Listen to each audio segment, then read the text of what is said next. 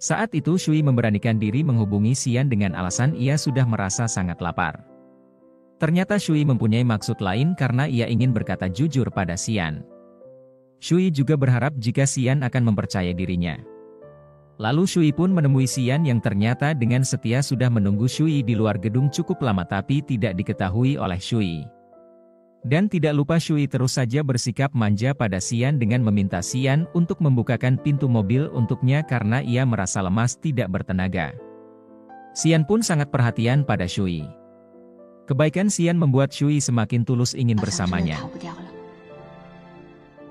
Keesokan harinya Shui kembali bekerja.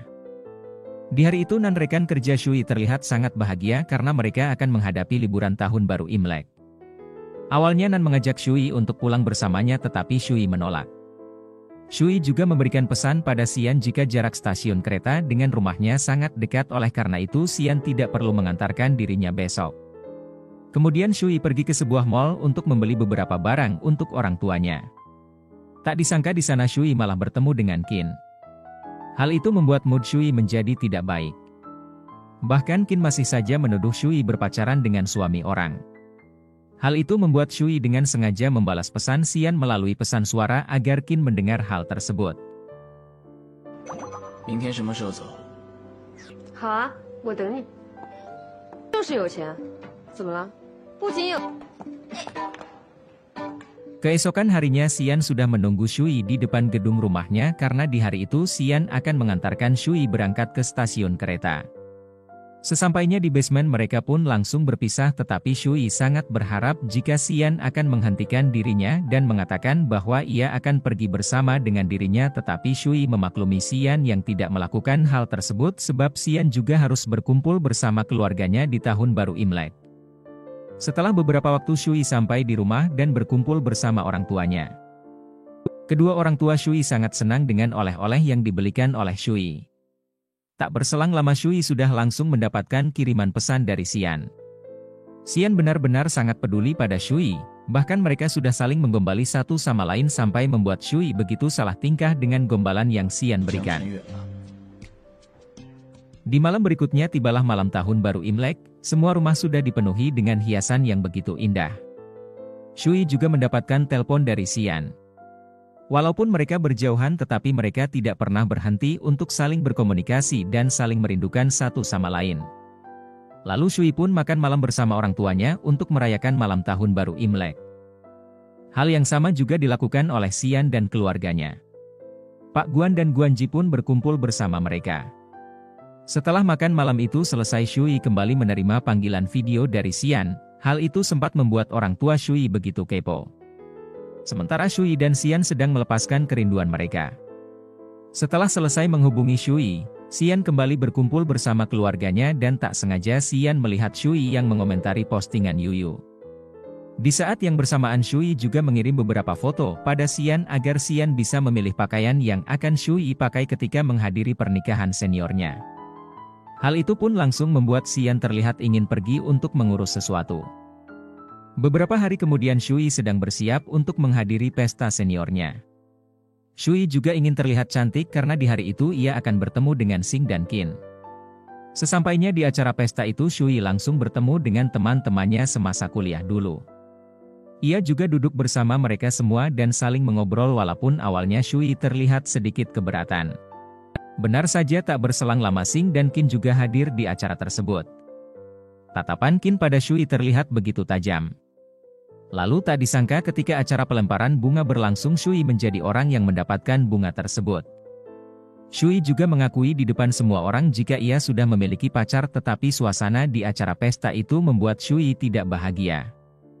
Akhirnya ia langsung memberitahu Xian tentang hal tersebut. Ternyata Xian pun sedang dalam perjalanan menuju Qing'an kampung halaman Shui. Qin Yu juga ikut pergi bersama Xian karena ia ingin bertemu dengan Yuyu pujaan hatinya. Sementara itu Qin semakin membuat Shui merasa begitu muak sebab Qin dengan sengaja memperlihatkan keromantisan hubungannya bersama Xing. Tak sampai di sana Qin lagi-lagi dengan berani mengatakan bahwa Shui berpacaran dengan laki-laki yang sudah beristri. Hal itu pun langsung membuat semua teman-teman Shui sangat terkejut. Shui juga sempat menyangkal perkataan Qin. Akhirnya terjadi sedikit perdebatan di antara mereka berdua. 了，别说。 Beruntung di saat yang bersamaan Xian menelpon dan mengabarkan bahwa ia sudah datang dan menunggu Shui di luar. Mengetahui hal itu membuat Shui langsung pergi untuk menemui Xian. Kehadiran Xian benar-benar membuat Shui tidak bisa berkata-kata karena Xian benar-benar laki-laki yang begitu baik. Lalu sebelum mereka pergi tiba-tiba saja Qin dan Xing juga ada di sana. Keberadaan Qin membuat Shui ingin memperlihatkan jika ia sudah menjalin hubungan dengan Xian. Yang Shui ketahui bahwa Xian adalah paman Qin, namun ternyata paman Qin adalah Pak Fang, sopir pribadi Xian. Kebenaran itu pun membuat Shui tidak bisa berkata-kata sebab Shui sudah tidak tahu harus mengatasi situasi tersebut dengan cara apa. Bahkan Xian juga meminta agar Qin meminta maaf pada Shui, tetapi Shui malah lebih merasa bersalah dibanding Qin. 我需要你道歉。实在对不起。鲁莽的人不是你，是我。我不跟你计较。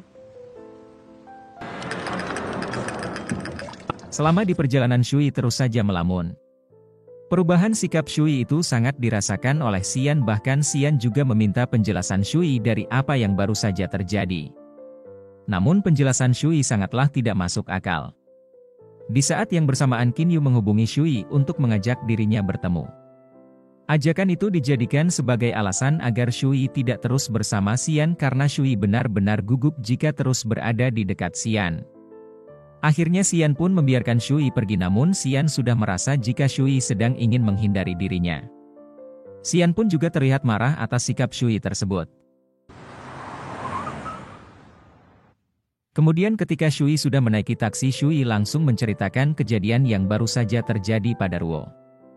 Mendengar hal itu membuat Ruo sangat khawatir, namun Ruo masih terus menenangkan Shui dan meminta Shui bersikap seolah tidak terjadi apa-apa karena Shui menyukai Xian. Shui juga takut jika ia sampai kehilangan Xian.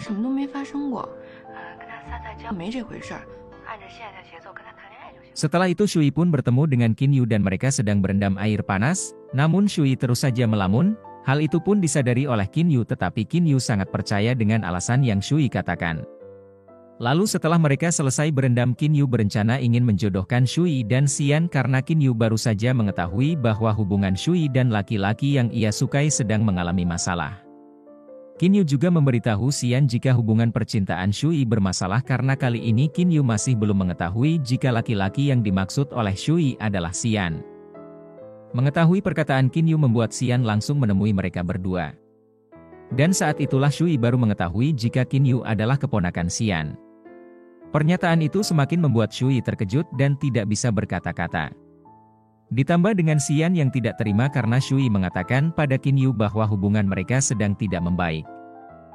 Alhasil Xian langsung menarik Shui dan meminta penjelasan darinya.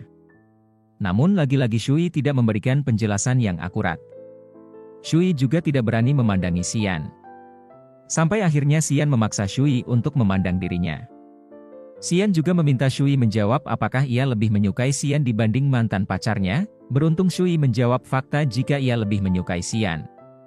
Tak berselang lama Shui pun menerima telepon dari ayahnya. Hal itulah yang membuat Shui berhasil bebas dari situasi genting tersebut. Tetapi sebelum Shui pergi, Xian sempat mengatakan bahwa Shui pasti mengetahui jika kedatangan Xian ke Qing'an adalah hanya untuk Shui. 我也不知道，我是为了你才来的庆安。 Setelah Shui pergi, Xian masih duduk seorang diri sembari mengingat semua kenangan indah bersama Shui. Xian juga tetap tidak ingin memperdulikan alasan Shui mendekati dirinya. Namun Xian hanya ingin Shui jujur padanya karena Xian akan memberikan apapun yang Shui inginkan. Kemudian Xian pun kembali ke hotel.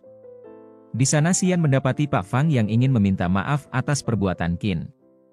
Pak Fang juga menjelaskan situasi yang terjadi antara Qin, Xing dan Shui, jika sebenarnya Qin sudah merusak hubungan Shui dengan Xing.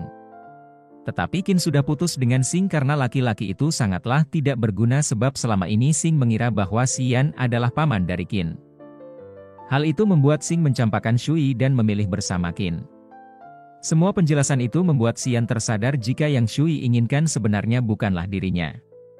Walaupun hal tersebut hanya berawal dari sebuah kesalahpahaman. Di sisi lain Shui benar-benar kehilangan semangat dalam dirinya. Ditambah lagi dengan pesan yang Qin kirimkan. Qin sengaja menakut-nakuti Shui sebab jika sampai Xian mengetahui bahwa Shui mendekati Xian hanya karena Shui ingin balas dendam atas perbuatan Xing dan Qin, maka Shui akan kehilangan segalanya, sebab selama ini Shui mengira bahwa Xian adalah paman Qin. Pesan itu pun membuat Shui sangat marah pada Qin, bahkan Shui langsung memblokir kontak Qin. Akhirnya Shui mengajak Xian untuk bertemu di esok hari karena Shui ingin mengatakan semuanya pada Xian. Shui juga ingin mereka menjalani hubungan yang tulus sebab Shui sangat mencintai Xian.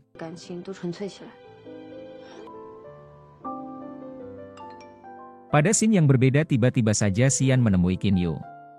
Kedatangan Xian hanya untuk menanyakan apa yang harus ia lakukan di saat situasi itu.